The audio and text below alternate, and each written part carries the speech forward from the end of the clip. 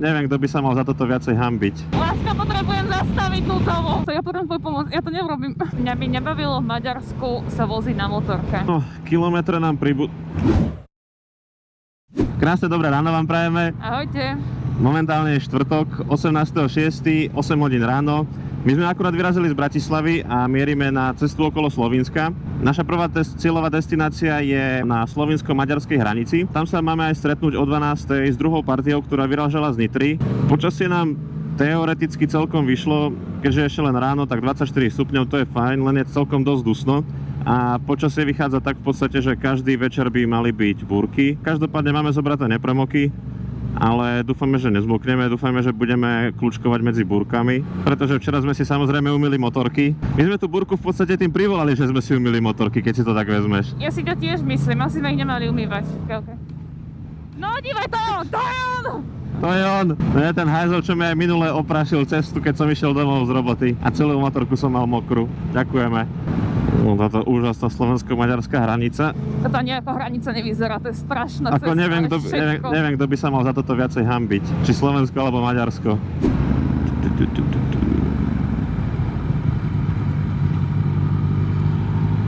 Na tejto pumpe vždy stojíme. Počkaj, kamienky sú tu.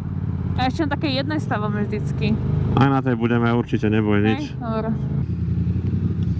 Zakvie do kamery. No, pome.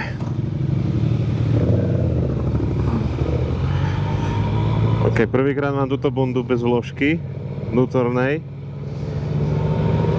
A je to celkom halus, jak na mňa fúka vietor cez ňu. A nie je to super? Je to super, no.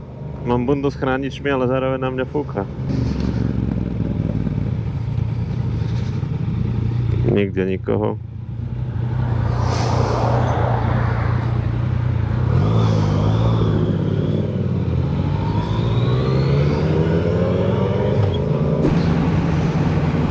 No, kilometre nám Boha je!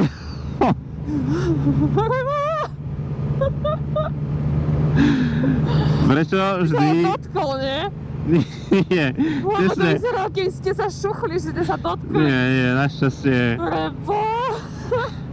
Prečo vždy, keď ideme po tejto ceste, tak buď zrazíme srnku, alebo bažanta, po novom holuba.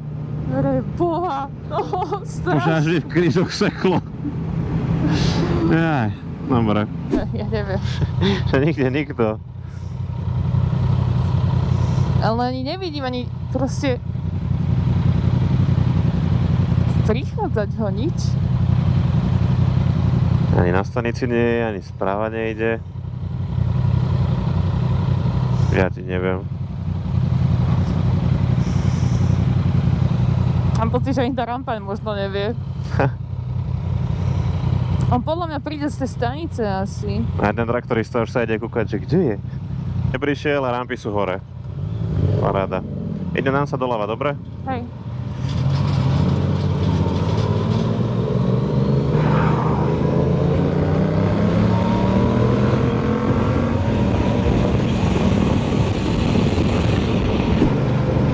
Vieš, nad čím som uvažovala? Nad čím? Že mňa by nebavilo v Maďarsku sa voziť na motorke.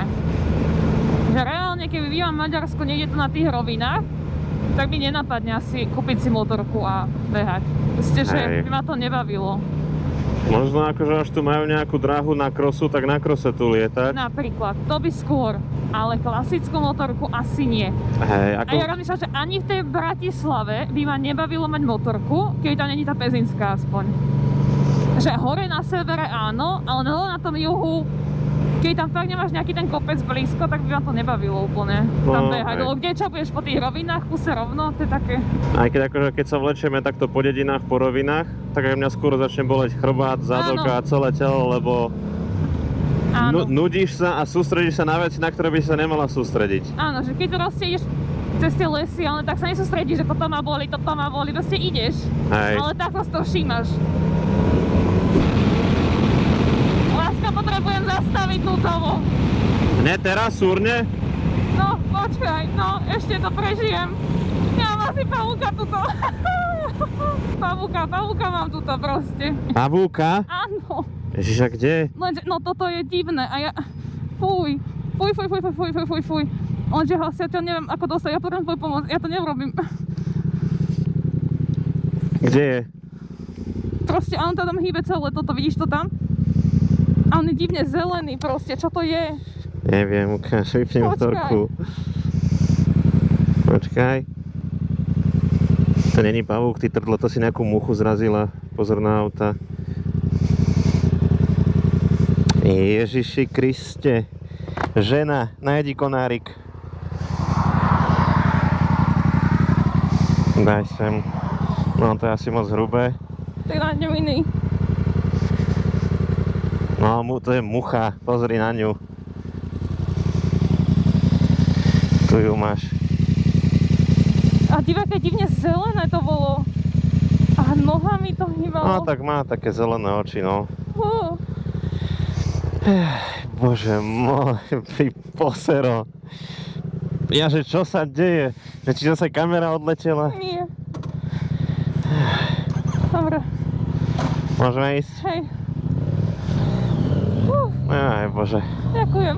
Ale nehodila si motorku o zem a neutekala si do role, takže som na teba hrdý.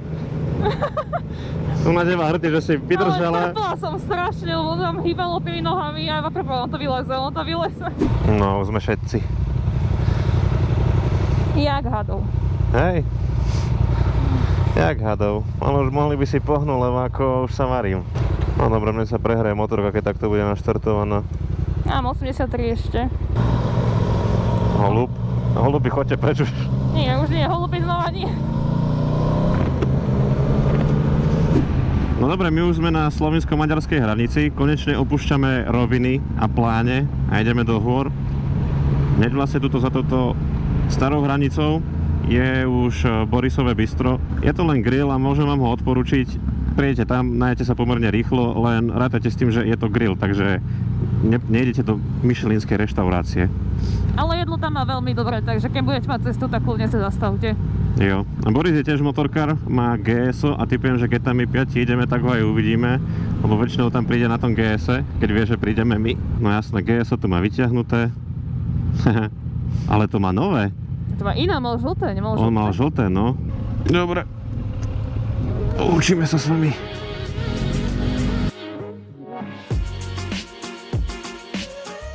Po výbornom obede sme potrebovali ešte natankovať a keď sme tankovali, tak naša skupina zatiaľ išla popredu.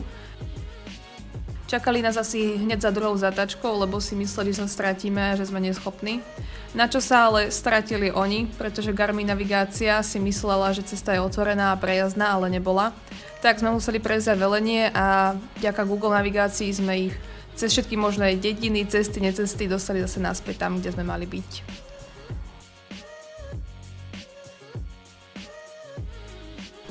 Opäť sme boli na našej naplánovanej ceste do mesta Kamnik. Slnko nám zatiaľ svietilo, naplánované dažde boli už asi o 2, ale už boli 4 hodiny a po daždi ani stopy. Takže sme nejaké 2 hodinky ťahali po neskutočnom úpeku. Ale nakoniec, keďže sme si umývali motorky, ten dažď aj tak prišiel a vyzerali nakoniec tak, ako by sme ich absolútne vôbec neumývali. Ale keďže sme išli celý deň po neskutočnom teple, tak ten dažď celkom prišiel nakoniec hod a chladil nás. Po príchode do mesta Kamnik sme boli pozrieť miesto, kde je postavená socha mamuta v reálnej veľkosti. To je tu tá socha práve kvôli tomu, že tu aj boli nájdené ostatky mamuta.